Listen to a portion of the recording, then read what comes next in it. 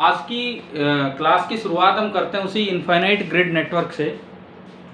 एक हमने यूं बनाया था कि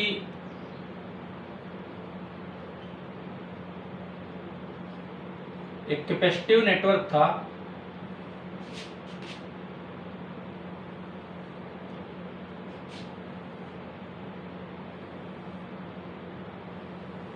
इस तरह का नेटवर्क था,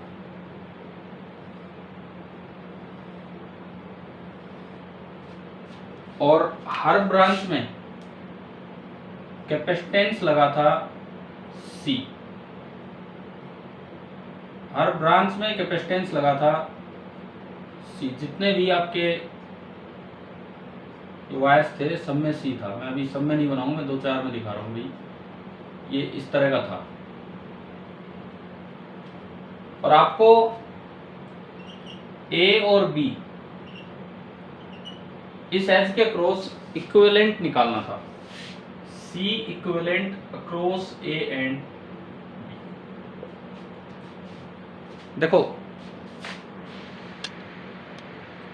इसका तरीका क्या होता है वो हम समझते हैं।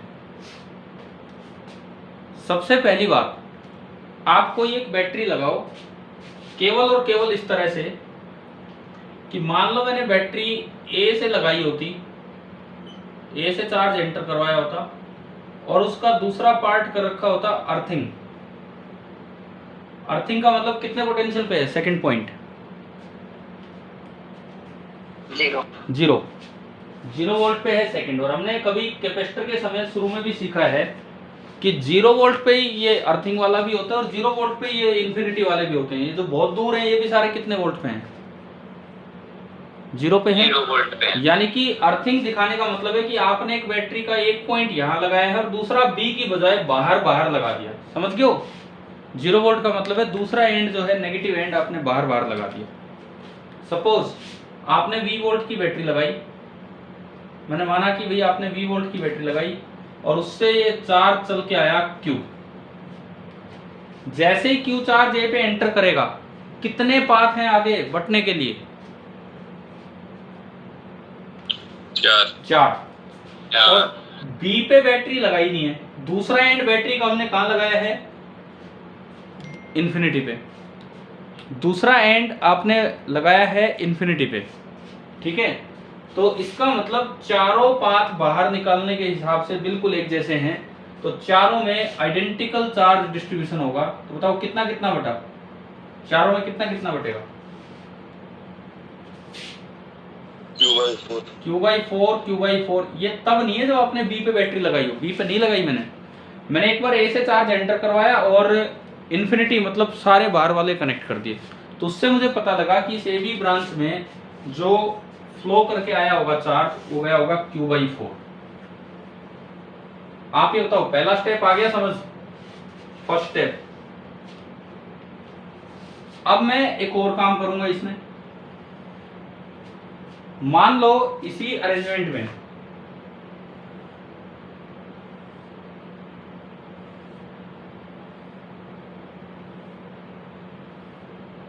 सपोज इसी इनफाइनाइट नेटवर्क में, तो पहले मैं बना दूं 2-4।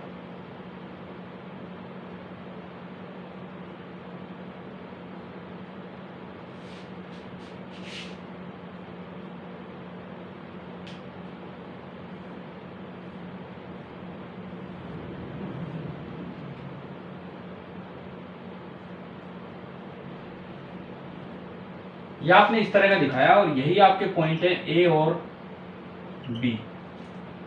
अब मैं क्या करूं, चार्ज को बाहर निकलवाऊं केवल B से मैंने चार्ज को बाहर निकलवाया तो ये नेगेटिव ये पॉजिटिव, और दूसरे एंड की कर दी अर्थिंग। मान लो वही तो इक्विवेलेंट है। जब V वोल्ट की बैटरी इधर Q चार्ज दे रही है तो V वोल्ट की बैटरी उधर से Q चार्ज निकाल लेगी, बिल्कुल सेम है। इसने Q चार्ज निकाला। अच्छा, अगर Q निकला होगा तो इन 4 ठिकानों से आया होगा। ये लास्ट ये है, कनेक्शन ऐसे हुआ होगा। दूसरे एंड बैटरी की अर्थिंग कर रखी है, मतलब अर्थिंग का मतलब 0 वोल्ट पे है तो बाहर इन्फिनिटी वालों से कनेक्टेड है। तो आप बताओ बाहर से लेके यहां तक B तक क्या सारे पाथ आइडेंटिकल हैं कि नहीं इनफाइनाइट ग्रिड में? जैसे यहाँ पे Q का बराबर बंटवारा हुआ था, क्या वहां पे कलेक्शन भी चारों साइड से बराबर होगा कि नहीं, बताओ। समझ आ रहा है क्या बोला है यहाँ पे। जिस तरह से यहाँ पे चार्ज गया, अब बाहर निकलना उसे, तो Q/4 बटा, चारों रास्ते एक जैसे हैं। उसी तरह से यहाँ से अगर Q निकला और दूसरा एंड बाहर कनेक्टेड है बैटरी से, तो हर तरफ से कलेक्शन के हिसाब से इनफाइनाइट दूरी के लिए ये चारों पाथ बराबर हैं, तो चारों रास्तों से जो चार्ज चल के आया होगा Q/4 एंड Q/4। एक बार ये बताओ, क्या ये दो स्टेप क्लियर हुए, क्या क्या किए हमने? Yes sir. ठीक है, ये आपका था स्टेप फर्स्ट, केवल ए पे चार्ज को डिस्ट्रीब्यूट किया। ये आपका था स्टेप सेकंड। स्टेप फर्स्ट कहता है distribute the charge at A,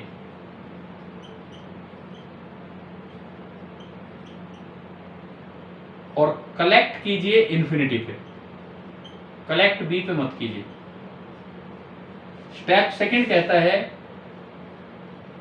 collect eight B और डिस्ट्रीब्यूट कीजिए इन्फिनिटी से। डिस्ट्रीब्यूट आपने किया फ्रॉम इन्फिनिटी। ठीक है, अब मैं आता हूं तीसरे स्टेप पे, स्टेप नंबर थर्ड। ये होता है आपका सुपरपोजिशन प्रिंसिपल। ऐसे इनफाइनाइट नेटवर्क्स में सुपरपोजिशन प्रिंसिपल कहता है कि अगर आपने ए पे जब चार्ज डिस्ट्रीब्यूट किया था, तो ए बी ब्रांच में कितना गया था? ए बी ब्रांच में Q/4। जब बी पे कलेक्ट किया, जब केवल बी पे कलेक्ट किया, तो ए बी में कितना फ्लो करके आया? Q/4। तो अगर आप दोनों काम एक साथ करो,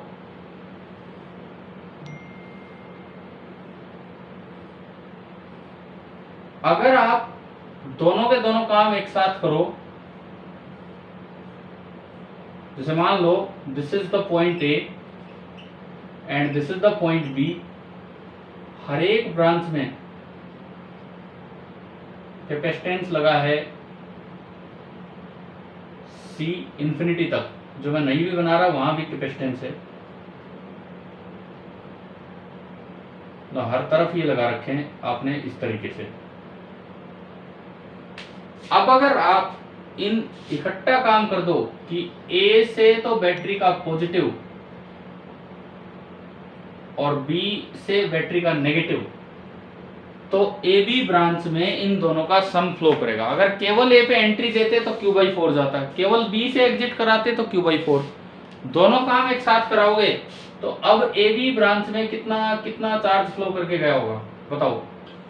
Q/2 Q/4 प्लस Q/4, या मैं लिख रहा हूं Q इन ए बी, तो ये आपका हो जाता है Q/2, यानी कि यहां गया Q/2। मतलब अगर Q चार्ज आया है तो A और B के बीच में एक रास्ता तो डायरेक्ट है, आधा उसमें चला गया, और बचा हुआ इनफाइनाइट नेटवर्क में भटके किसी तरह गया होगा, ये है। तो आप यूं बताओ, Q/2 तो इधर आया, तो बचे हुए में कितना बटा है? और जो जितना भी है, Q में से Q/2 इधर गया, तो बचे हुए में कितना गया? Q/2। इसका मतलब इसका इक्विवेलेंट ये बनेगा कि जैसे आपने A और B के बीच में एक तो C लगा दिया, ये तो डायरेक्ट है A और B के बीच में C, आपने एक बैटरी लगाई थी 20 वोल्ट की, जहां से चार्ज आया था Q, जिसमें से Q/2 तो इधर गया एंड Q/2 गया होगा रेस्ट ऑफ द नेटवर्क में। रेस्ट ऑफ द नेटवर्क जो भी है उसका आप कुछ भी C' मान लो या C रेस्ट मान लिया मैंने, बचा हुआ, तो C रेस्ट में भी आपका गया Q/2। This circuit is equivalent to this छोटा सा सर्किट, इस तरह से आप मान सकते हो। अब आप ये देखो, C रेस्ट और C में चार्ज का बराबर बंटवारा हो रहा है या कुछ अलग अलग है? बराबर है ना? बराबर है। बराबर है। अगर अलग भी होता तो भी मेरे पास एक तरीका है, चार्ज डायरेक्टली डिवाइड होता है, पता है कैपेसिटेंस के अकॉर्डिंग चार्ज डायरेक्टली डिवाइड होते हैं, Q is directly proportional to C in parallel, पढ़ा है नहीं हमने? ठीक है। Yes sir. तो अगर अलग अलग भी होते तो मैं निकाल लेता Q डायरेक्टली, लेकिन अभी तो बाई चांस ये दोनों सेम है, तो C रेस्ट भी कितना आ गया, C आ गया, नीचे वाला C है, तो बचे हुए सारे का इक्विवेलेंट A और B के अक्रॉस C आ गया। और अब आप देखो C और C दोनों पैरेलल में, C और C दोनों पैरेलल में, तो C इक्विवेलेंट अक्रॉस AB कितना बना? 2C। 2C। देखो ये एक स्पेशल तरीका है, वैसे दिमाग में जल्दी से नहीं आता ये, लेकिन आपने अगर पढ़ा हुआ हो, किया हुआ हो, तो ये आप इस तरीके से देख सकते हैं। मैंने फर्स्ट टाइम ये कहाँ सीखा था वो बताता हूँ। मैं एक दिन जो इरोडो बुक है उसमें ऐसा एक सवाल रेजिस्टेंस के लिए था, रेजिस्टेंस के लिए, तो मैंने भी जब पहली बार देखा तो लगा कि यार ये तो बड़ा अजीब सा नेटवर्क है, कैसे करें यही वाला क्वेश्चन। लेकिन फिर इरोडो में ही, हालांकि वो बुक में सॉल्यूशन नहीं है, उनमें पीछे आंसर है, लेकिन उस क्वेश्चन में उन्होंने थोड़ा बहुत जो ओरिजिनल इरोडो थी, वो नहीं आजकल जो अरियंत वाली, वो नहीं, जो इरोडो रशियन पब्लिशर्स की थी, तो उसमें पीछे थोड़ा हिंट दिया था कि सुपरपोजिशन प्रिंसिपल से ऐसे ऐसे करना है, तो वहां से हमने तरीका सीखा था, तो उसको ही हमने कैपेसिटर में लगा दिया। चलो ये तो इनफाइनाइट ग्रिड हमने किया, स्क्वायर कॉलम्स वाला, स्क्वायर कॉलम्स वाला हमने किया। आप एक बार ये नोट कीजिए, स्टेप फर्स्ट, स्टेप सेकंड और स्टेप थर्ड, ये नोट कीजिए, फिर हम आगे बढ़ते हैं।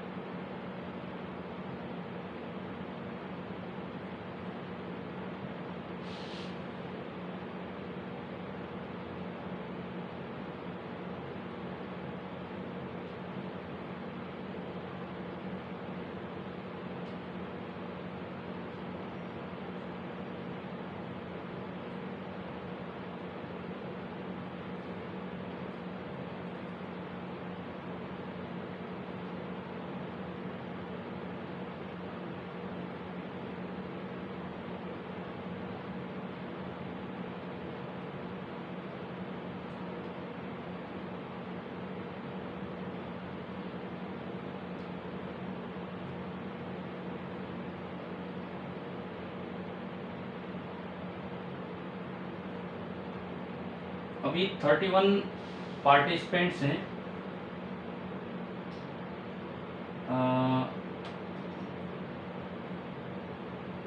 31 पार्टिसिपेंट्स का मतलब है कि 28 स्टूडेंट्स हैं क्लास में।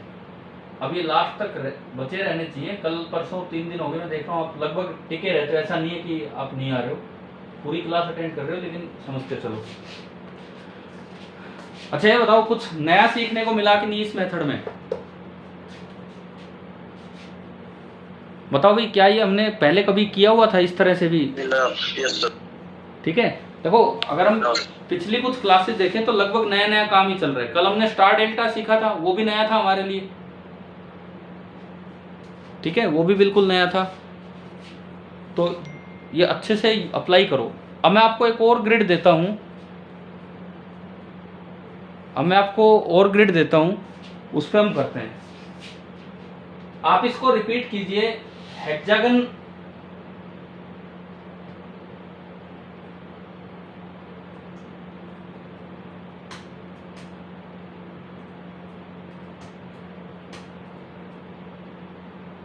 कॉलम्स बनाते हुए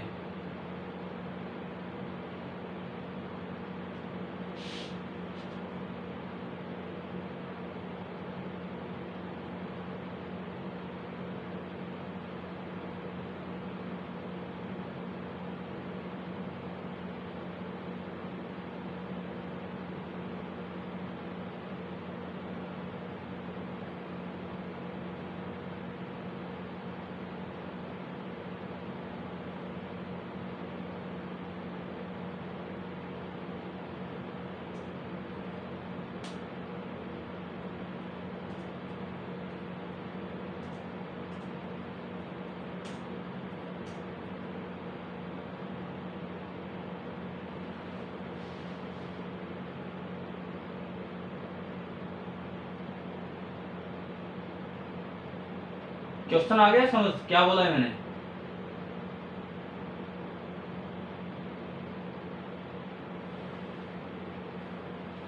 वैसे ये बताओ, ये नोट हो गया तो मिटा दूं? बोलिए प्लीज, ये नोट हो गया तो मिटा दूं? Yes sir. तो मेरा अगला सवाल ये है कि अगर स्क्वायर कॉलम की बजाय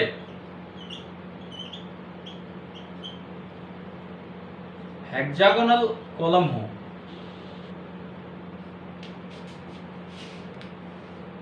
जैसे कि 3C आएगा सर। भाई पता नहीं यार क्या आएगा, वैसे किया हुआ नहीं है एक्चुअली, कैपेसिटेंस में किया हुआ नहीं है मैंने, रेजिस्टेंस में किया हुआ है वो, कैपेसिटेंस में नहीं किया हुआ है कि क्या आएगा क्या नहीं। देखते हैं, मे भी अगर आपका सही हुआ है तो। देखो ये आपके हेक्सागोनल कॉलम मतलब ऐसे,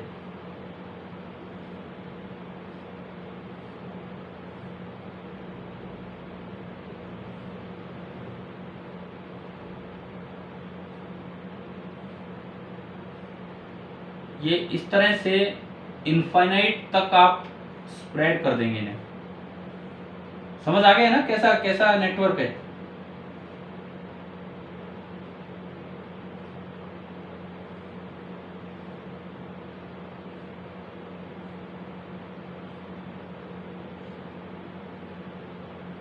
अभी कोई डाउट है क्या इसमें, क्या बना रहा हूं मैं? No sir. ठीक है, ये इस तरह का ये पूरा आपका नेटवर्क है, और हर एक ब्रांच का जो कैपेसिटेंस है वो हमने मान लिया C है।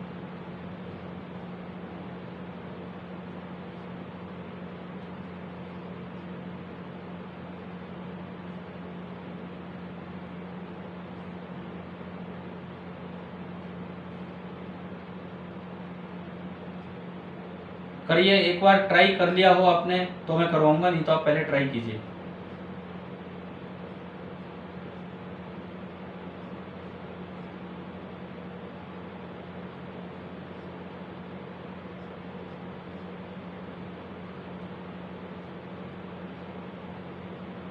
इस तरह से है पूरा, और आपको वही कोई एज के क्रॉस, कोई भी एक एज के क्रॉस ए बी के क्रॉस आपको सी इक्विवेलेंट निकालना है।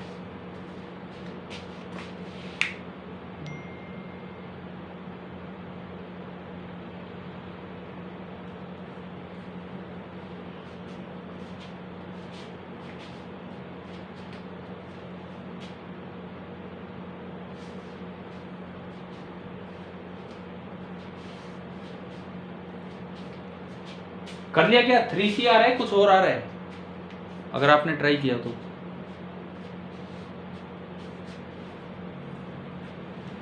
एक मिनट रुको। ठीक है, तो आप कीजिए पहले।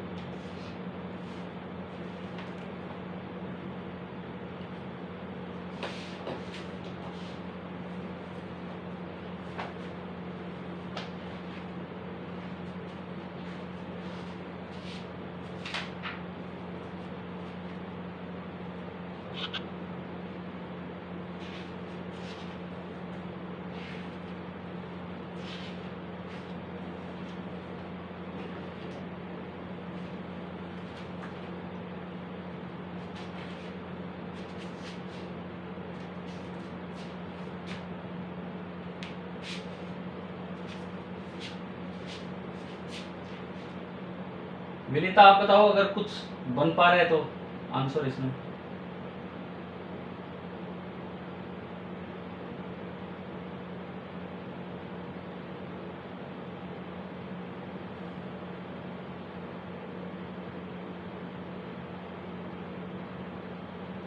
अच्छा, 2R/3।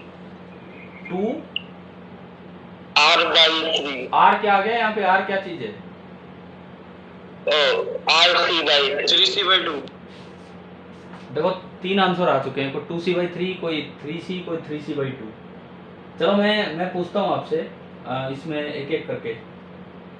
अच्छा चंचल, आप अगर जवाब दे पाए तो मुझे ये बताओ, फर्स्ट स्टेप में कितना चार्ज ए बी में जाएगा? फर्स्ट स्टेप में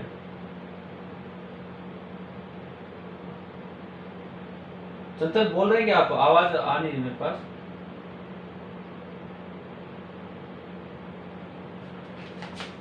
आप लोग जब बोले तो एक बार अपने आप को अनम्यूट कर लिया कीजिए, हो सकता है कभी म्यूट में ही आप बोल पा रहे हो। चलिए देखते हैं, तो मैं बताता हूँ। यहाँ ए बी आपने फिर से वैसे ही बैटरी लगाई, यहाँ पॉजिटिव यहाँ नेगेटिव वी वोल्ट की बैटरी और दूसरी साइड कर दी अर्थिंग, और मैंने माना कि क्यू चार्ज चल के आया। कितने पाथ हैं यहाँ? फर्स्ट स्टेप करवाओ आप, कितने पाथ हैं?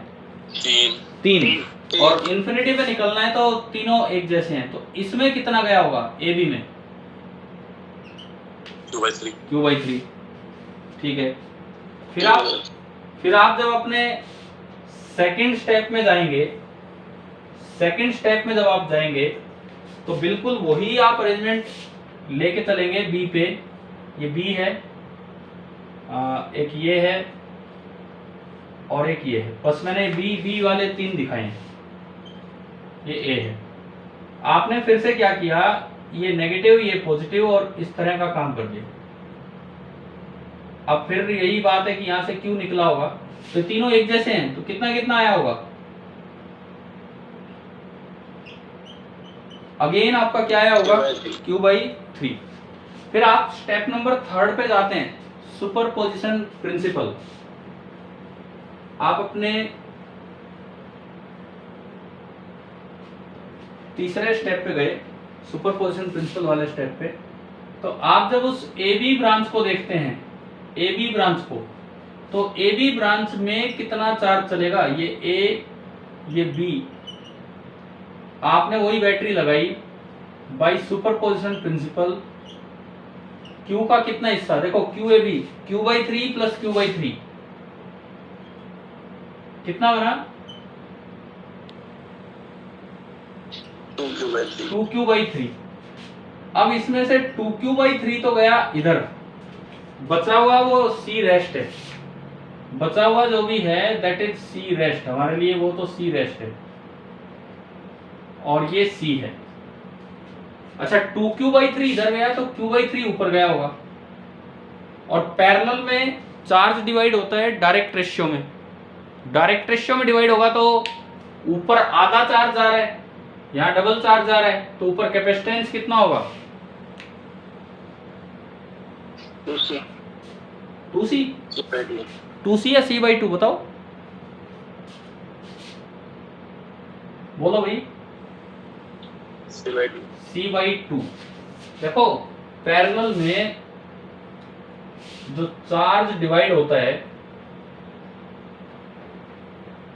कैपेसिटेंस के डायरेक्ट रेशियो में डिवाइड होता है, मतलब 2Q/3, चलो ऊपर वाला मैं देखता हूं, Q/3 upon 2Q/3 that is equal to C rest upon C।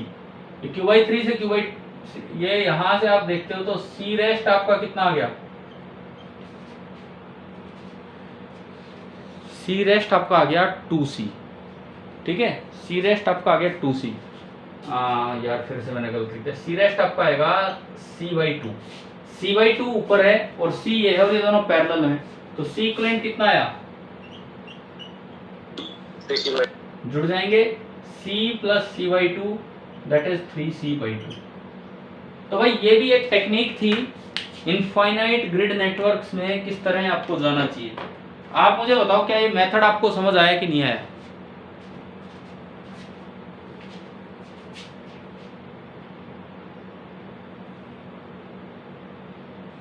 आ गया सर।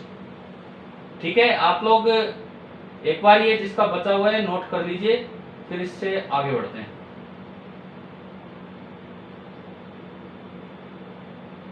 आपने अर्षित क्या गलती की थी? आप 3C बोल रहे थे जब। C रेस्ट गलत लिख दिया था, 2C हो गया था। अच्छा अच्छा अच्छा।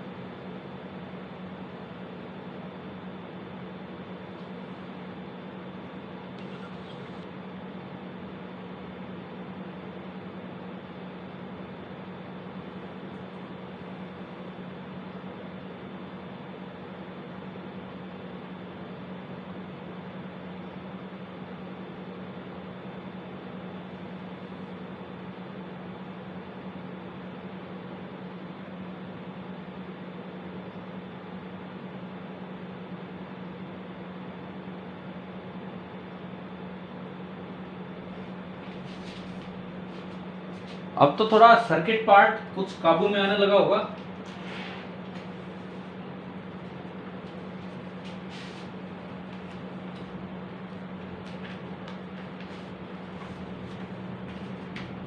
और एक्सरसाइज सर्किट की तो रेजिस्टेंस के साथ भी होगी, रिपीटिशन होगा कुछ चीजों का, कुछ नए भी कॉन्सेप्ट सीख रहे होंगे हम वहाँ।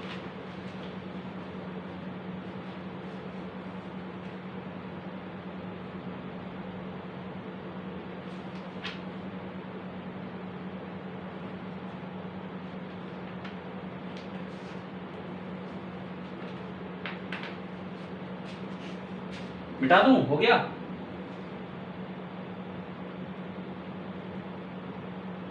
अभी बताओ, लिख लिया हो तो? लिख लिया सर। ठीक है।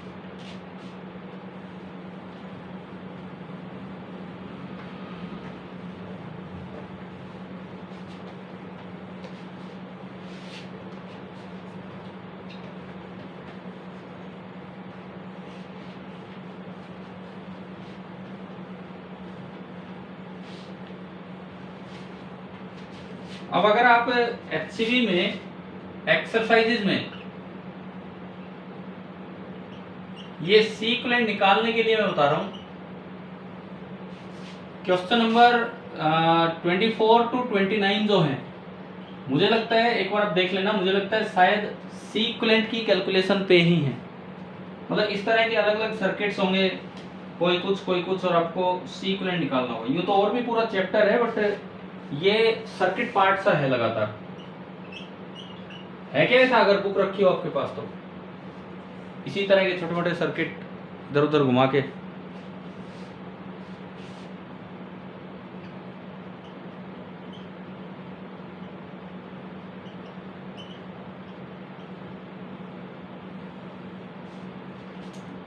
कम से कम ये वाले सवाल तो आप अभी आज की क्लास के बाद अटेम्प्ट कर देना, ताकि पता लगे आपसे हो रहे हैं कि नहीं हो रहे हैं।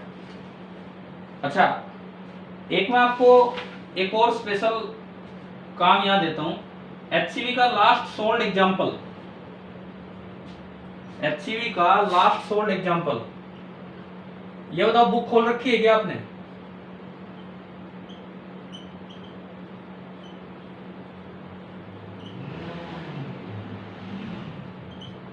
ये एक थोड़ा नया कॉन्सेप्ट होगा आपके लिए, फोर्स बैलेंस करके, क्वेश्चन नंबर 23, पेज नंबर 163। देखो यूं तो पूरा चैप्टर ही आपको करना है, परंतु ये कुछ मैं अलग से काम दे रहा हूं, जो इसमें फोर्स बैलेंसिंग है, कैसे लिक्विड राइज करेगा वो आपको देखना है, और ये आपकी प्रैक्टिस के लिए है कि सीक्वेंट कैसे निकालने।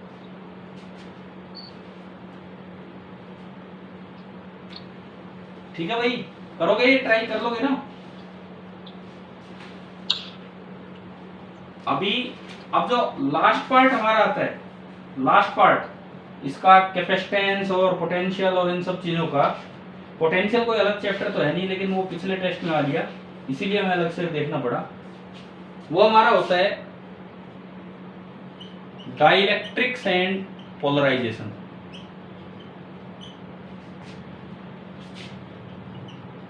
डाइलेक्ट्रिक्स एंड पोलराइजेशन आपकी एनसीईआरटी टेक्स्ट बुक में कैपेसिटेंस शुरू होने से पहले ये दिया होगा। मैं एक बार फिर भी कंफर्म कर लूं, क्या हमने पोलराइजेशन पढ़ा है क्या पहले पोटेंशियल के समय? क्या हमने पोलराइजेशन पढ़ लिया है पोटेंशियल के समय या नहीं पढ़ा है?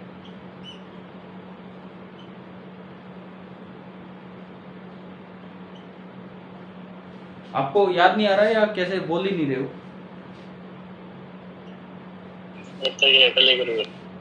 हाँ तो ये नहीं हुआ है शायद।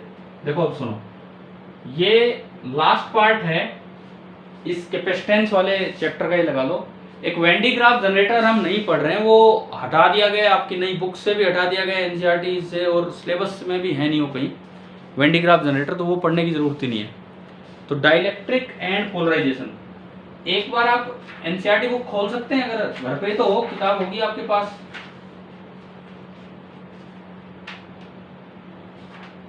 एक छोटा सा टॉपिक है आपकी बुक में।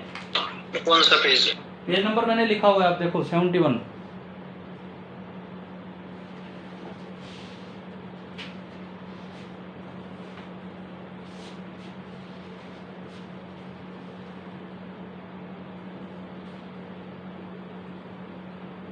बताओ मिल गया, ये टॉपिक मिला क्या, बताओ। Yes sir. ठीक है, क्या हमने पहले ये टॉपिक पढ़ा है नहीं पढ़ा है, पोलराइजेशन और ये सब नहीं पढ़ा है ना शायद। पोटेंशियल के समय नहीं पढ़ा होगा। तो चलो हम स्टार्ट करते हैं ये टॉपिक,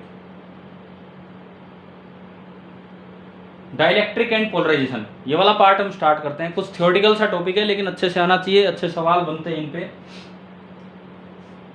तो जो आपके डाइलेक्ट्रिक सब्सटेंसेस होते हैं, क्या उनमें चार्जेस फ्री होते हैं एटम में, या एटम के साथ ही बंधे होते हैं, या फ्रीली मैटर में कहीं भी घूम सकते हैं डाइलेक्ट्रिक में?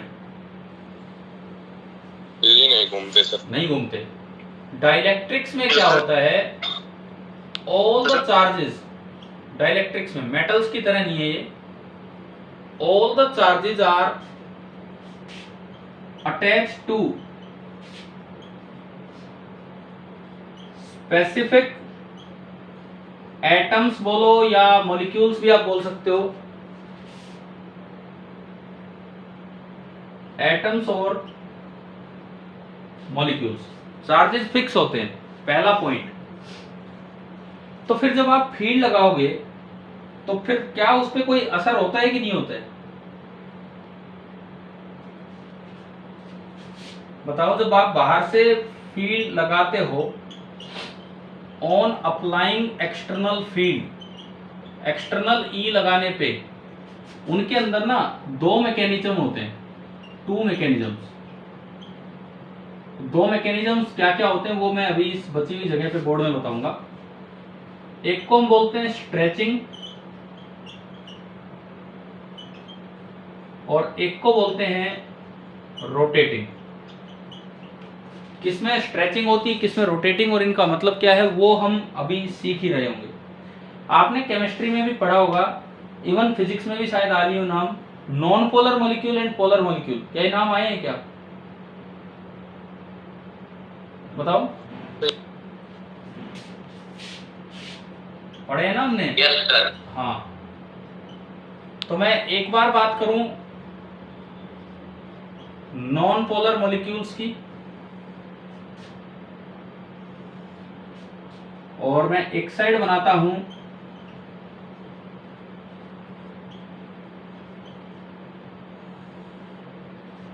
Polar molecules. एग्जाम्पल देंगे आप? जैसे चलो मैं बोलता हूं O2 कैसा मॉलिक्यूल है, O2 non polar. H2 CO2 जो सीधे हैं, ये सारे के सारे आपके नॉन पोलर हैं। और पोलर का कोई, जैसे आप एक बेस्ट एग्जांपल तो लेते हो H2O। अच्छा, क्या सीधा मॉलिक्यूल पोलर हो सकता है? सीधा मॉलिक्यूल है, जस्ट एक लीनियर मॉलिक्यूल, क्या वो पोलर हो सकता है? हो सकता है, बिल्कुल हो सकता है। जैसे हो सकता है HCl हो गया। हाँ, HCl हो गया। मतलब ये सब जहां पे चार्जेस सेपरेट हो रहे हो, हमने कभी सेंटर ऑफ चार्ज निकालना सीखा है ना, सेंटर ऑफ मास की तरह सेंटर ऑफ चार्ज निकाल है ना। तो जिसमें पॉजिटिव और नेगेटिव चार्ज के इफेक्टिव सेंटर कोइंसाइड करते हैं वो नॉन पोलर मॉलिक्यूल होते हैं, और जिसमें पॉजिटिव और नेगेटिव चार्ज के सेंटर कोइंसाइड ना करें वो आपके होते हैं पोलर मॉलिक्यूल्स। मैं लिख नहीं रहा हूँ, ये इतनी बातें आप केमिस्ट्री में भी पढ़ के आए होते हैं, तो ये आपने पढ़ रखा है, ठीक है। अब इसमें किस तरह से दिखाया जाता है, डायग्राम दिखाने का तरीका क्या है। ये कोई एक स्पेसिमेन है, स्पेसिमेन मतलब कोई मेटल पीस आपने लिया नॉन पोलर का, और इधर मैंने लिया पोलर का। एक बार मैं बनाऊंगा in the absence of external field, और एक बार in the presence of external field. ये वो केस है जब E 0 है, दोनों में यहां हम डायग्राम बनाएंगे जब E 0 होगा, और दोनों में यहां हम डायग्राम बनाएंगे जब आपने कोई E अप्लाई किया होगा। समझ आ गया क्या आपको? चार डायग्राम ये क्या बनने वाले हैं सर? हाँ। जो पहला पॉइंट लिख रहा हूं उसमें लास्ट पॉइंट क्या लिखा है? क्या जो पहला पॉइंट है उसमें ये पहला पॉइंट है इसमें लास्ट पॉइंट एटम्स या मॉलिक्यूल्स एटम्स या मॉलिक्यूल्स ये लिखा था, वो ज्यादा ही छोटा लिखा गया वहां पे। ठीक है, अब मैं इनके डायग्राम की चर्चा करता हूँ, डायग्राम की बात करता हूँ कि क्या होंगे क्या नहीं होंगे। आप एक बार पेज नंबर 72 देखो, एनसीईआरटी का पेज नंबर 72। पेज नंबर 72 पे आपको 4 डायग्राम दिख रहे हैं क्या? अरे बताओ। Yes sir. तो ये इनका रिप्रेजेंटेशन है। नॉन पोलर मॉलिक्यूल में एक सर्कल से, इन the absence of any field, एक सर्कल से एक एटम या एक मॉलिक्यूल को दिखाया जाता है। इसका सर्कल दिखाने का मतलब यह है कि पॉजिटिव और नेगेटिव चार्ज के सेंटर कोइंसाइड कर रहे हैं, और जो इंडिविजुअल मॉलिक्यूल का डाइपोल मोमेंट है small p individual, IND for India नहीं है यहाँ, इंडिविजुअल है, वो आपका 0 है। लेकिन जो पोलर मॉलिक्यूल्स हैं, पोलर मॉलिक्यूल्स, उसमें इनको आप थोड़ा सा इलिप्टिकल शेप में दिखाते हैं, कुछ इलिप्टिकल शेप में, कहीं पॉजिटिव एक साइड नेगेटिव, एक साइड पॉजिटिव एक साइड नेगेटिव, एक साइड पॉजिटिव एक साइड नेगेटिव, यानी कि p इंडिविजुअल वो नॉन जीरो है, हर एक में एक डाइपोल मोमेंट है, हर एक मॉलिक्यूल में एक डाइपोल मोमेंट है। लेकिन क्या आपको एक रैंडम ओरिएंटेशन नजर आ रही है क्या? रैंडम ओरिएंटेशन बताओ, समझ आ रहा है ये? चाहे नॉन पोलर मॉलिक्यूल हो चाहे पोलर मॉलिक्यूल हो, अगर आपने कोई फील्ड नहीं लगाया है, अगर आपने फील्ड कोई लगाने पे नॉन पोलर में स्ट्रेचिंग होगी और पोलर में रोटेटिंग। हाँ सही है। सुनो, जब तक आपने कोई फील्ड नहीं लगाया है, हाँ इंडिविजुअल मॉलिक्यूल का तो p यहाँ 0 है, यहाँ नॉन जीरो है, लेकिन अगर आप स्पेसिमेन की बात करें, p स्पेसिमेन, स्पेसिमेन मतलब इस पूरे का, p स्पेसिमेन यहाँ भी 0 है, p में पोलराइजेशन के लिए नहीं लिख रहा हूं मैं, स्मॉल p लिख रहा हूं, p फॉर डाइपोल मोमेंट। और अगर आप देखते हैं इस केस में भी पूरे स्पेसिमेन का जो p है वो 0 है। क्यों है इधर 0, क्यों है बताओगे? हाँ भाई, इधर p इंडिविजुअल नॉन जीरो है लेकिन p स्पेसिमेन 0 क्यों है? डाइपोल मोमेंट इंडिविजुअल मॉलिक्यूल का तो नॉन जीरो है, लेकिन स्पेसिमेन का पूरे का p 0 क्यों है? क्योंकि ये इंडिविजुअल डाइपोल सारे कैसे ओरिएंटेड हैं? Randomly oriented. समझ आया कि नहीं आया? यहां तक क्लियर हो रहा है? क्या दिखाया है डायग्राम, ये इंडिकेटिव डायग्राम्स। अब देखो, आप जैसे ही आप फील्ड लगाओगे, पॉजिटिव चार्ज पे फोर्स किधर लगेगा? पॉजिटिव चार्ज पे फील्ड की डायरेक्शन में, और नेगेटिव पे लगेगा अपोजिट डायरेक्शन में। तो ये थोड़ा सा स्ट्रेच हो जाता है। ये इस मॉलिक्यूल को हम डंबल शेप में दिखा देते हैं, डंबल शेप में, पॉजिटिव आगे गया, नेगेटिव पीछे गया। ऐसे ये वाला पॉजिटिव आगे गया, नेगेटिव पीछे गया। ऐसे ही ये वाला, ये डंबल शेप रिप्रेजेंट करने का तरीका होता है। अब देखो, हर एक मॉलिक्यूल में p आ गया है, और क्या ये रैंडमली ओरिएंटेड है? क्या ये रैंडमली ओरिएंटेड है? ये अभी नहीं है ना, सारे सीधे हैं। इसका मतलब इस वक्त p इंडिविजुअल भी नॉन जीरो है, और इस वक्त पूरे स्पेसिमेन का जो p है, पूरे स्पेसिमेन का जो p है नॉन जीरो। ये टर्म होती है पोलराइजेशन, ये इफेक्ट होता है पोलराइजेशन, कि ये नॉन पोलर जो स्पेसिमेन था अब वो पोलराइज हो गया है। ये क्यों पोलराइज हुआ है बताओ? स्ट्रेचिंग की वजह से या रोटेटिंग की वजह से? कौन सा मैकेनिज्म था यहाँ? स्ट्रेचिंग। ठीक है, तो स्ट्रेचिंग मैकेनिज्म की वजह से कॉजेज पोलराइजेशन। इधर तो ये हुआ, स्ट्रेचिंग कॉजेज पोलराइजेशन। अब उधर चलो, उधर एक पहले से p है और आपने e आगे लगा दिया। तो क्या हमने पढ़ा है टॉर्क लगता है डाइपोल मोमेंट पे P cross E, yes sir, और यस वो सर, P क्रॉस E ऐसे लगता है कि वो सभी P किधर आने की कोशिश करेंगे, फील्ड की डायरेक्शन, फील्ड की डायरेक्शन में। तो इससे क्या होगा, ऐसा भी नहीं कि बिल्कुल परफेक्टली आ जाएंगे, कुछ थर्मल एनर्जी रहती है, लेकिन पहले जो वो कैंसिल आउट हो रहे थे ना, पहले जो वो कैंसिल आउट हो रहे थे, अब वो कैंसिल आउट नहीं होंगे। मैं यूं नहीं कह रहा कि बिल्कुल ही सीधे होंगे, लेकिन अब लगभग लगभग वो उसकी तरफ आ जाएंगे कि वो कैंसिल आउट नहीं होंगे। अब आप देखो, इसका डाइपोल इधर, इसका डाइपोल मोमेंट इधर, इसका डाइपोल मोमेंट इधर, क्या ये तीनों मिलके कैंसिल हो रहे हैं क्या, अभी एड अप हो रहे हैं ना आगे की तरफ। तो अब अगर मैं देखूं P इंडिविजुअल तो इसमें पहले से ही जीरो था, नॉन जीरो था, लेकिन जो P स्पेसिमेन जीरो था, अब वो जो P स्पेसिमेन है वो नॉन जीरो हो गए। तो यहां बताओ, यहां कौन सा मैकेनिज्म काम आया है, कौन सा मैकेनिज्म काम आया है? रोटेटिंग, रोटेटिंग बोल दो, रीओरिएंटेशन बोल दो, लिटिल स्ट्रेचिंग तो यहां भी होती है। क्यों होगी यहां स्ट्रेचिंग? क्या यहां फोर्स नहीं लगेगा पॉजिटिव चार्ज पे फील्ड की डायरेक्शन में?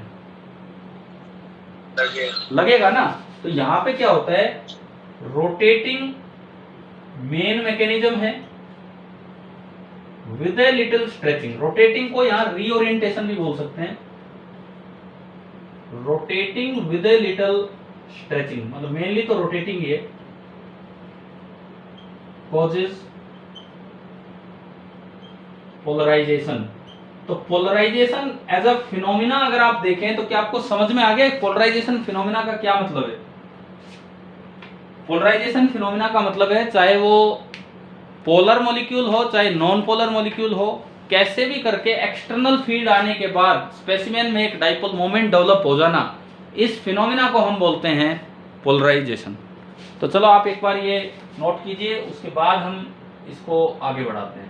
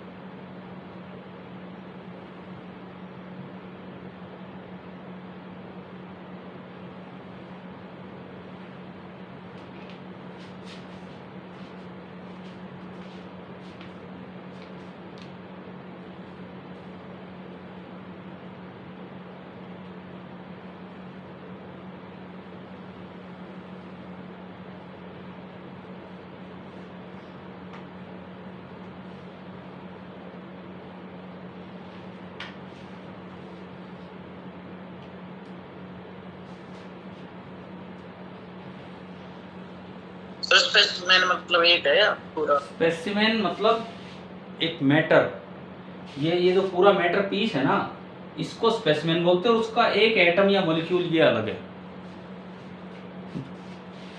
जैसे पेन एक स्पेसिमेन है, एक डाइलेक्ट्रिक है, तो ये एक स्पेसिमेन मैंने लिया, इसका ये डायग्राम है, इसके अंदर एटम्स मॉलिक्यूल्स का क्या हो रहा है वो ये, ठीक है। Yes,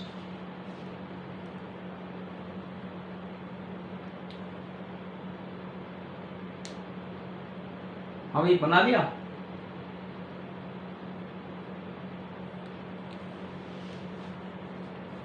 yes sir. ये देखो, ये चार डायग्राम बड़े इंपॉर्टेंट है आपके लिए। मतलब कहीं भी जैसे सब्जेक्टिव पेपर आए बोर्ड वोर्ड में तो ये लिखवा के बनवा सकते हैं, ऑब्जेक्टिव में भी डायग्राम देके आपसे पूछ सकते हैं कि ये क्या रिप्रेजेंट कर रहा है क्या नहीं, इस तरह से, या पी के बारे में पूछ ले, जीरो नॉन जीरो ये सब।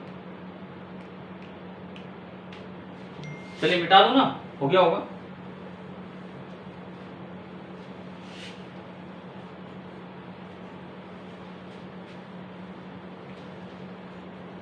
सर एक बार नीचे का इरेज मत करना। ठीक है, आप ये लिख लो, मैं ऊपर ऊपर के पॉइंट मिटा रहा हूँ, नीचे के डायग्राम में नहीं मिटा रहा हूँ।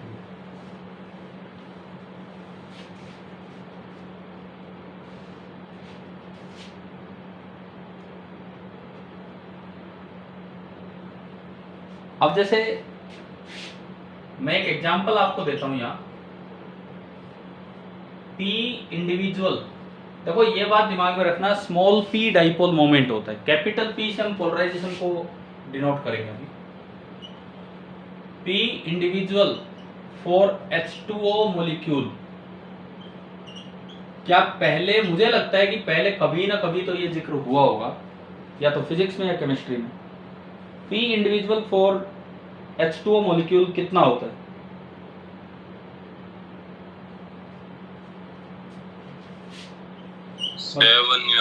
बताओ, अगर याद आए तो बताना। 6.1 इंटू 10⁻³ कूलम मीटर। मतलब जो आपने कोई बाहर से कोई फील्ड नहीं लगाया है, पहले से ही इसमें इतना डाइपोल मोमेंट होता है।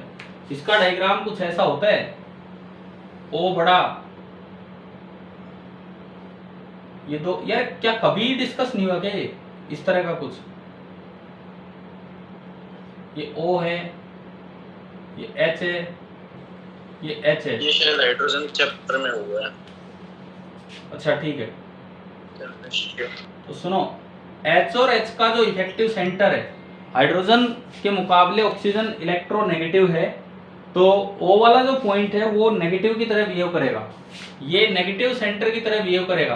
पॉजिटिव सेंटर भी O के अंदर ही लाई करता है, H और H के बीच में। इस तरह से बच्चे क्या बनाते हैं, O छोटा सा बना देते हैं, 2 H नीचे बनाते हैं, उनको बाहर दिखाते हैं, बाहर नहीं होता वो, इस तरह से होता है। अब डायरेक्शन की बात करें तो केमिस्ट्री में अगर पढ़ा होगा तो वहां P की डायरेक्शन होती है पॉजिटिव से नेगेटिव, वहां कन्वेंशन अलग है। फिजिक्स में जो P की डायरेक्शन है वो है नेगेटिव टू पॉजिटिव, यहाँ पे कन्वेंशन अलग है, इस तरह से। और ये ध्यान रखना, इसमें एक चीज, ये हाई है, ये 10⁻³ कोई लॉ में काउंट नहीं होता है, और पोलर मॉलिक्यूल्स के मुकाबले ये वैल्यू हाई वैल्यू होती है। और जैसे आपने केमिस्ट्री में सोल्यूट, सॉल्वेंट, इन सब चीजों के बारे में पढ़ते हो, तो वहां पे भी ये चीज पढ़ाई गई होगी कि due to high value of P, H2O acts as a good solvent. चलो कभी चर्चा हो जाएगी, केमिस्ट्री में हो चुकी होगी कि H2O एक अच्छा सॉल्वेंट क्यों है। हाँ, तो ये जिस भी तरीके से आप पढ़ो तो उसमें इसका भी रोल है, ये P हाई होने का भी एक अच्छा खासा रोल है सर। हाँ सर, इसमें लोन पेयर का नहीं लेंगे? अरे भाई सुनो, मैं वही कह रहा हूँ, मैं इसीलिए इस पे ज्यादा नहीं जाना चाह रहा। अब lone pair, bone pair, again chemistry उसी कॉन्सेप्ट को अपने तरीके से समझाती है। केमिस्ट्री किसी भी कॉन्सेप्ट को अपने तरीके से समझाती है जो उन्होंने कॉन्सेप्ट बना रखे हैं। अब लोन पेयर और ऐसी चीजें हम फिजिक्स में तो यूज ही नहीं करते हैं, तो एक्चुअली यहाँ पे फिर अपने तरीके से फोर्सेज के मेथड से बताए जाते हैं। मैंने कहा आप लोन पेयर वाले मेथड से बता सकते हो। जैसे मान लो कभी एनर्जी रिलीज होती है, किसी रिएक्शन में एनर्जी रिलीज होती है, सुनना इस बात को, केमिस्ट्री वाले यूं नहीं कहते कि भाई बॉन्ड बने तो एनर्जी रिलीज होगी। बताओ ऐसा आता है कि नहीं? हाँ, है ना? बहुत बार एक्सोथर्मिक रिएक्शन का आप ऐसा ही कुछ रीजन देते रहते हो कि ये बॉन्ड बन गया तो उससे एनर्जी रिलीज होगी। ठीक है, अब अगर उसकी फिजिकल एक्सप्लेनेशन दे, भाई बॉन्ड हमें क्या पता क्या है क्या नहीं, फिजिक्स उसका एक ही एक्सप्लेनेशन देता है, बनने से पहले जो नेट मास था वो थोड़ा सा ज्यादा था, और नया जो कंपाउंड बना है उसका जो मास है वो थोड़ा सा कम है। चाहे केमिस्ट्री वाले law of conservation of mass लगाते रहें, लेकिन असल में थोड़ा सा नेग्लिजिबल मास कम हुआ होता है एक्सोथर्मिक रिएक्शंस में। और वो जो मास है वो आइंस्टाइन ने बताया था कि डेल्टा m इंटू सी स्क्वायर जितनी एनर्जी के फॉर्म में रिलीज होता है। तो उसी चीज को समझाने के अलग अलग तरीके हो जाते हैं। तो ठीक है, ये चीज तो मैंने यहाँ ऐड कर दी है, आप इसमें देख लेना यहाँ पे। अच्छा, अब मैं अगर यहाँ की बात करूँ, ये बोर्ड पे डायग्राम बना हुआ है, आपसे पूछा जाए क्या ये कंप्लीट अलाइनमेंट हो पाएगा? क्या ये कंप्लीट अलाइनमेंट हो पाएगा P का E के अलोंग सभी का?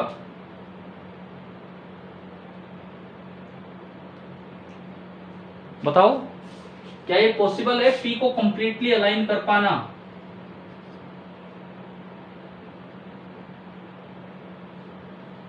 थियोरेटिकली तो क्वेश्चन में दिया 100% हो गए तो हो गए, नहीं तो अलग बात है, वो तो हमें मानना पड़ता है। But complete alignment is impossible due to thermal energy, ये बात आप उसमें ऐड कर लो। क्या कह रहे हो? कोई स्ट्रॉन्ग फील्ड लगा दे तो भी नहीं होगा। नहीं, आप कितना ही स्ट्रॉन्ग फील्ड लगा लो, एक्चुअली क्या होता है क्वेश्चंस में तो बोल दिया जाता है भाई मान लो 100% अलाइनमेंट हो गया, यहाँ तो कहीं ना कहीं लिख भी देते हैं, लेकिन प्रैक्टिकली ये कर पाना पॉसिबल ही नहीं होता है 100% अलाइनमेंट। अब कितनी कंडीशन दे दो। हाँ जी, अगर सुपर कंडक्टर वगैरह यूज कर ले तो देखो फिर वही बात है, उनमें एक अलग तरह के मटेरियल्स हो गए हैं, वो ऐसे मटेरियल है जो रूम टेम्परेचर पे तो यूज ही नहीं हो पाते हैं, लेकिन अगर उनमें कुछ बन जाए ऐसे तो बन भी जाए। यूँ तो भाई बिल्कुल 0 केल्विन तक आप पहुंच जाओ तो थर्मल एनर्जी खत्म होगी, फिर तो कोई दिक्कत ही नहीं है। समझ रहे हो कि नहीं? ठीक है, तो यूँ तो कुछ स्पेशल मटेरियल्स में ऐसा हो सकता है, बनाया जा सकता है, लेकिन इसमें पॉसिबल नहीं। अच्छा एक मिनट, आप जैसे एक क्वेश्चन इसके बाद देखना, एग्जाम्पल 2.6 पेज नंबर 67। एक बार मैं यहां लिखता हूं, जस्ट एक बार एक नजर डालिए उस पे। एनसीईआरटी का एग्जाम्पल 2.6, मैं क्वेश्चन सोल्व नहीं करवा रहा, मैं बस एक बार आपको एक चीज पढ़ा रहा हूं वहां पे। पेज नंबर 67 पे मिला कि नहीं बोलो? अरे क्या बुक बार बार रख आते हो वापिस? है ये क्वेश्चन मिल रहे हैं? अब इसमें क्वेश्चन की लास्ट लाइन पढ़ो, क्वेश्चन की लास्ट लाइन, फॉर सिंप्लिसिटी क्या लिखा आगे? Assume 100% polarisation of the sample. Sample मतलब स्पेसिमेन, मैंने वर्ड स्पेसिमेन यूज कर लिया, आप इसे सैंपल भी बोल सकते हो। सैंपल एक आसान वर्ड है, सैंपल भी आप इसे बोल सकते हो। 100% पोलराइजेशन का मतलब आप ये मान लो कि जितने मॉलिक्यूल्स थे सारे के सारे कैसे हो गए? सीधे हो गए। लेकिन ये सवाल को सिंपल बनाने के लिए उन्होंने बोला है, बाकी ऐसा प्रैक्टिकली पॉसिबल नहीं हो पाता है। शायद ये पॉइंट आपको क्लियर हो ही गया होगा।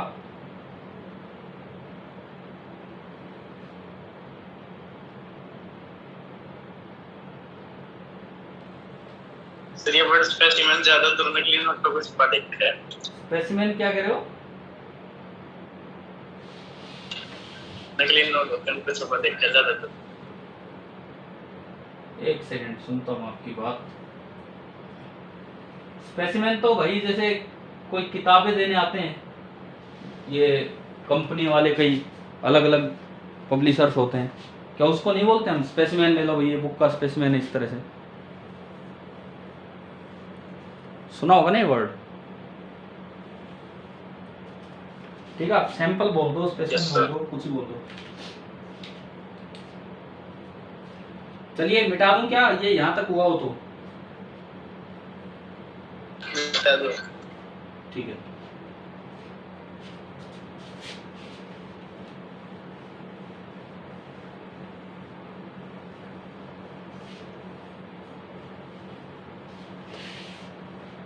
अब आपका एक काम करना बहुत जरूरी है अगले 2 दिन में, और ये हमारी क्लासेस डिस्कशन क्लास की तरह चलेंगी अगले 1-2 दिन। एक तो कैपेसिटेंस का हर एक सवाल सोल्व हो, हमने इतना टाइम लगाया है कैपेसिटेंस में, पेपर में जो कैपेसिटेंस का पार्ट है वो सारा सोल्व हो, तो उसके लिए आपको एनसीईआरटी और एचसीवी अब कर ही लेनी पड़ेगी। 2 दिन हैं, 2 दिन में आप कर सकते हो आराम से इतना काम। मैं आपको स्टेप बाय स्टेप क्वेश्चंस देता चलूंगा कि आज इतना कर लो, ये कर लो, कल के डिस्कशन के लिए। चलो इससे आगे देखते हैं अब हम। ये जो डाइलेक्ट्रिक्स हमने पढ़े, अब एक वर्ड हम डिफाइन कर रहे हैं पोलराइजेशन, और इसको वेक्टर P सिंबल देते हैं अगर ये फिजिकल क्वांटिटी की तरह देखें तो, कंप्लीट कैपिटल P। अच्छा, एज ए फिनोमिना इसकी डेफिनेशन क्या थी? अभी अभी आप देख के आए थे। एज ए फिनोमिना इसकी डेफिनेशन क्या थी? अभी पढ़ा आपने दोनों में, पोलर में भी नॉन पोलर में भी।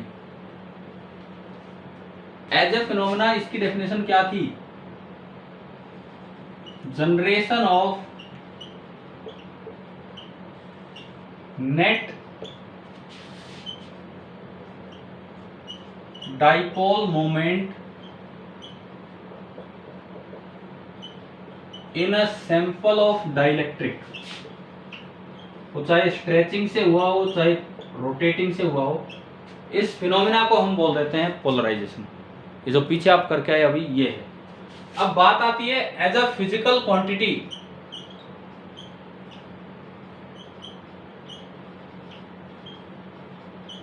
एज ए फिजिकल क्वांटिटी ये यहां पे वेक्टर p ये सिंबल यूज होगा। तो एज अ फिजिकल क्वांटिटी क्या होता है ये p vector is equal to dipole moment induced, या यूं कहें नेट डाइपोल मोमेंट इंड्यूस्ड।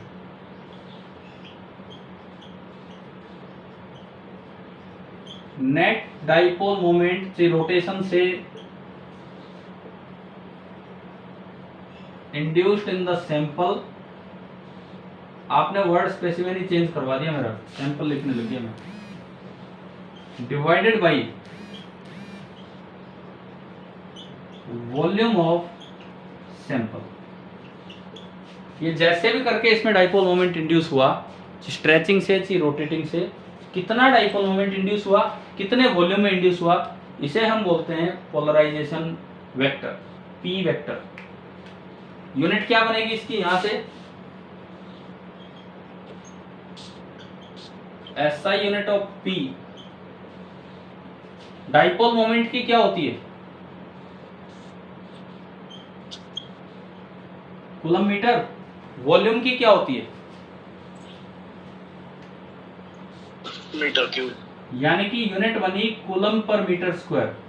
और खास बात यह है कि कूलम पर मीटर स्क्वायर किसकी यूनिट होती है? किस चीज की बताओ? This is same as that of surface charge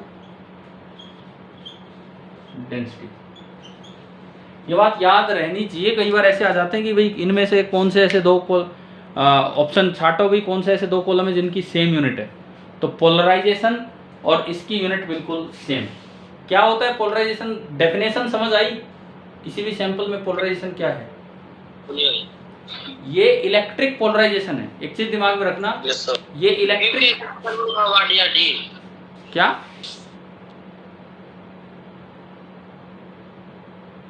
ये कौन रह गया सर किसी का?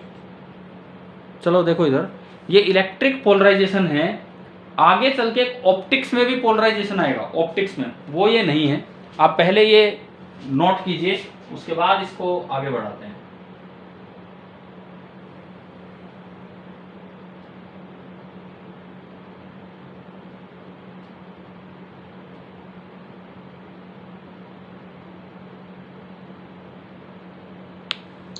ये वेक्टर क्वांटिटी क्या?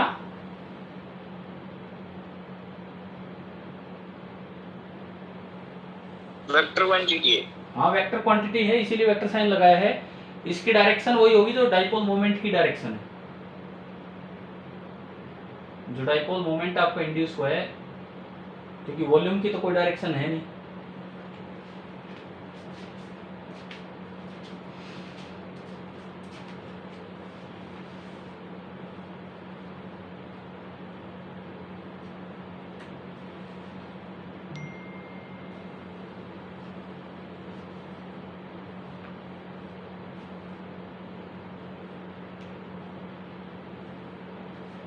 लिख लिया क्या?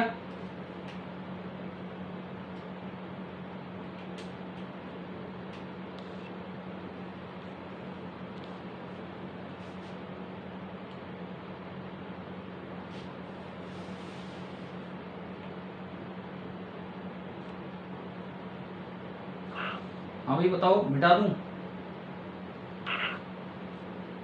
ये सर मिटा दो। ठीक है। अब इसको देखते हैं कि पोलराइजेशन की वैल्यू क्या होगी, कैसे निकालें हम, किस तरह से डाइलेक्ट्रिक पे डिपेंड करता है,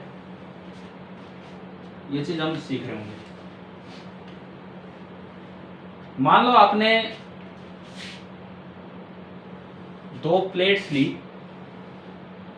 एक पे चार्ज डेंसिटी है सिग्मा, एक पे माइनस सिग्मा, ये आपने फ्रीली दे रखे हैं। तो ये जो सिग्मा है ये कोई इंड्यूस नहीं हुआ है, ये आपने पहले से ही देके इसको यहाँ लेके आए हैं। तो this sigma is called free charge density.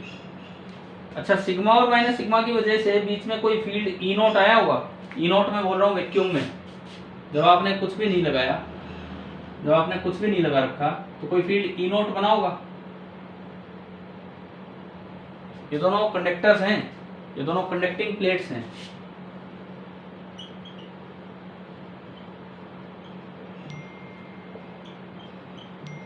आप बताओ मुझे कि E क्या होगा, सिग्मा बाई एप्सिलॉन नॉट या सिग्मा बाई 2 एप्सिलॉन नॉट, बताओ E कितना होगा? सिग्मा बाई एप्सिलॉन नॉट, 2 नहीं, कारण भी बता दूंगा मैं आपको अभी। ये दोनों पूरा का पूरा चार्ज अंदर की तरफ अट्रैक्ट हो जाएगा प्लेट्स पे, दोनों की ऐड होते हैं। बाहर 0 सिग्मा, ये माइनस सिग्मा 0, और दोनों का फील्ड ऐड करोगे 2 कट जाएगा। और यार एक और चीज मैंने आपको कभी शायद पहले भी बताया है, कंडक्टर के बारे में एक स्पेशल पॉइंट था, कहीं भी लोकल चार्ज डेंसिटी सिग्मा है तो उसके जस्ट बाहर फील्ड कितना होगा सबके कारण, सिग्मा बाय एप्सिलॉन। याद आ गया वो पॉइंट पहले जो बताया रखा है, ठीक है। अब मान लो मैंने इसमें कोई डाइलेक्ट्रिक इंसर्ट किया, आपकी बुक में कैपेसिटर से पहले है ये पार्ट, अब हम कैपेसिटर पढ़ चुके हैं तो हमारे लिए तो समझना थोड़ा इजी हो जाता है कि हम कैपेसिटर में डाइलेक्ट्रिक डालते थे। ये आपने कोई डाइलेक्ट्रिक इंसर्ट किया जिसका कि डाइलेक्ट्रिक कांस्टेंट के है। अच्छा, एप्सिलॉन आर और के सेम होते हैं कि अलग अलग होते हैं? एप्सिलॉन आर और के सेम होते हैं, सेम होते हैं, बिल्कुल सेम होते हैं, कोई फर्क नहीं है इन दोनों में।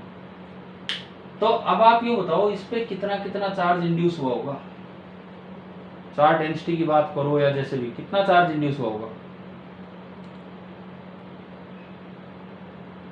हाँ भी बताओ। अगर यहाँ सिग्मा है तो क्या मैं यहाँ लिख सकता हूँ minus sigma into 1 minus 1 by के, और यहाँ में लिख सकता हूँ सिग्मा इंटू 1 माइनस 1 बाई के। याद है ना ये वाले फैराडे के फॉर्मूले? बताओ, एक सेकंड, ध्यान है ये फॉर्मूले, Q इंटू 1 माइनस 1, ठीक है। अब देखो इसके अंदर कौन कौन से फील्ड है, एक तो ई नोट है जो फील्ड आपने लगाया, वो तो इनकी वजह से, वो तो सिग्मा और माइनस सिग्मा की वजह से, और एक इनकी वजह से, ये पॉजिटिव ये नेगेटिव, तो एक इनकी वजह से अपोजिट डायरेक्शन में थोड़ा कम फील्ड आया होगा पीछे की तरफ। अच्छा, ये जो चार्ज हैं इनको बोलते हैं bound charge density, sigma into 1 minus 1 by के। इसको तो बोलते हैं सिग्मा फ्री और इसको बोल देते हैं सिग्मा बाउंड, कि ये पोलराइजेशन की वजह से आया है, हमने नहीं दिया है। So this is called the bound charge density. This is called the bound charge density. ये जो सरफेस पे अपीयर हुआ है, ठीक है।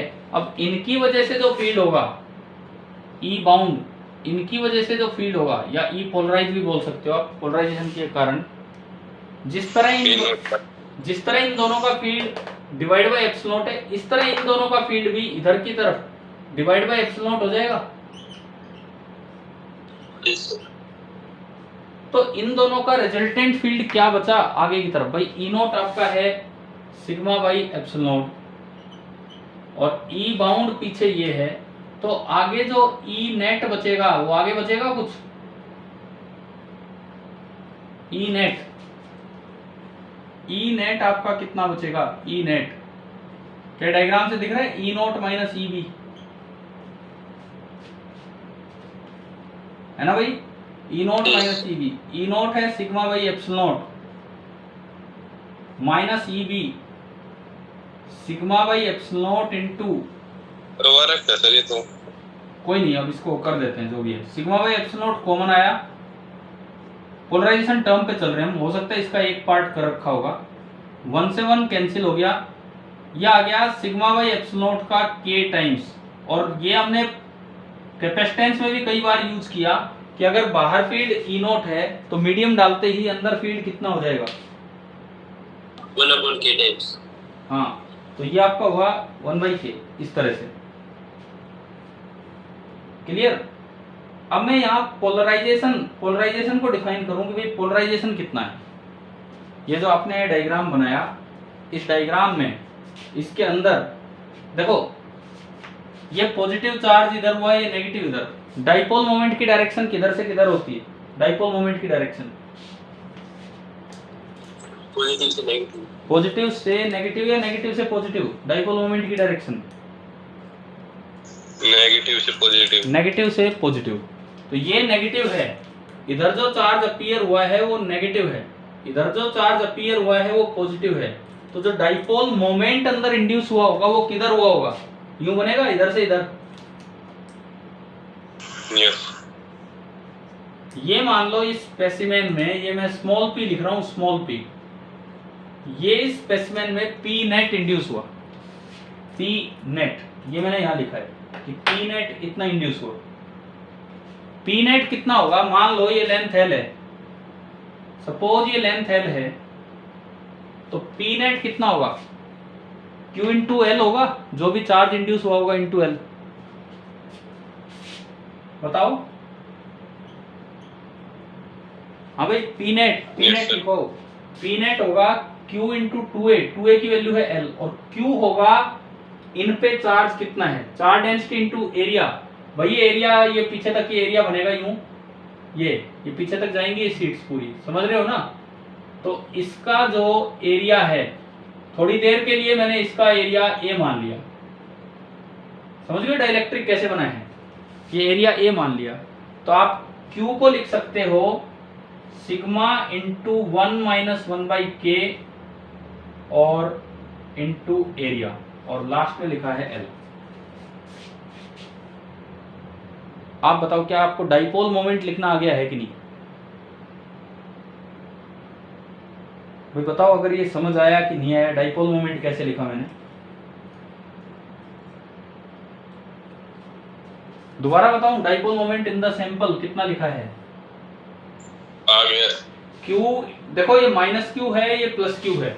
ये जो चार्जेज हमने लिखे हैं ये इस तरह लिखे हैं कि यहाँ तो माइनस Q चार्ज आया, यहाँ प्लस Q चार्ज आया, और Q की वैल्यू होगी इधर का जो भी डेंसिटी है सिग्मा बाउंड इंटू एरिया, तो Q इंटू 2a वो लेंथ L मानी है, तो ये आपका P नेट आ गया। P नेट जिस डायरेक्शन में P होता है उसी डायरेक्शन में पोलराइजेशन होता है। तो मैंने माना कि आगे की तरफ जो पोलराइजेशन है वो मैं कह रहा हूं कैपिटल P, पोलराइजेशन आगे की तरफ है कैपिटल P। छोटा सा डायग्राम है, कई चीजें आ गई हैं। अब बताओ कैपिटल P की डेफिनेशन क्या होती है? क्या पढ़ा था आपने definition? P net upon volume, unit volume में कितना इंड्यूस हो, यही पढ़ा था ना definition, P net upon volume. P net sigma into 1 minus 1/k into a into L. Volume बताओ इस डाइलेक्ट्रिक का वॉल्यूम कितना है?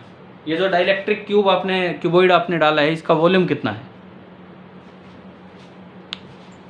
a into L, a into L, ये इसका वॉल्यूम है।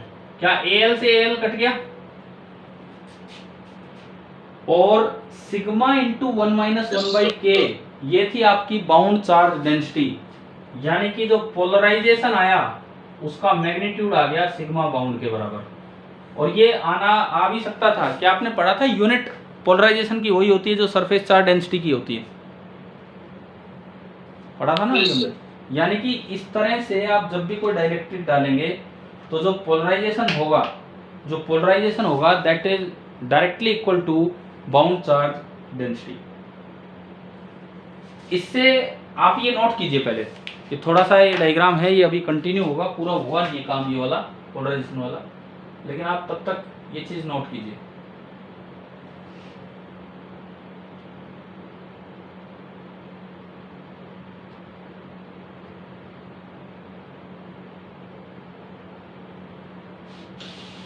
सर ये पोलराइजेशन मतलब वही हो गया ना कि कितना चार्ज आया है। तो ये तो चार्ज डेंसिटी के बराबर निकल के आया है बाई चांस ये चार्ज डेंसिटी के बराबर निकल के आया है, नहीं तो पोलराइजेशन का मतलब तो ये हुआ है कि dipole moment induced per unit volume. अभी ना इसमें देखो, ये जैसे मुझे थोड़ा और टाइम लगेगा इसमें, आज का टाइम है नहीं इतना। ये तो आपने बिल्कुल ही बहुत ही स्मूथ सा सरफेस ले लिया, कुछ टेढ़े मेढ़े भी हो सकते थे। तो मैं आपको जनरल रिजल्ट्स बताऊंगा कि पोलराइजेशन और ये जो इंड्यूस्ड सरफेस चार्ज डेंसिटी है इनमें असल में क्या रिलेशन होता है। मतलब और एक ये लगा लो कि एक आधा घंटा और हमें इस काम में लगेगा। कल पहले आधा घंटा तो हम ये वाला काम कर रहे होंगे, कुछ आप आज क्या क्या ट्राई कर लेंगे, हम कल ही मिलेंगे, आज नहीं, आज क्या क्या आप ट्राई कर लेंगे। सुनो, HCV कैपेसिटेंस पे मैं पहले चल रहा हूं, उसके अलावा कोई डाउट आप अलग से पूछ लेना। सॉलिड एग्जांपल और ऑब्जेक्टिव।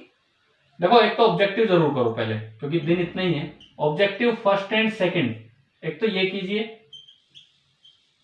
एक आप सोल्ड एग्जांपल करके रखिए, और एक कल के लिए क्वेश्चन नंबर मैंने कहां से कहां तक दिए थे जिनमें केवल सीक्वेंट निकालना है एक्सरसाइज के 24 से लेके 29 तक, यहां तक एटलीस्ट इतना काम आप कर लीजिए। फिर कल ये हमारा थोड़ा सा पोलराइजेशन बचा है, ये पूरा हो जाएगा, उसके बाद डिस्कशन ही है, इसी को हम लेके चलेंगे। ठीक है भाई, मैं ऑफ करता हूँ आज की क्लास। Bye sir.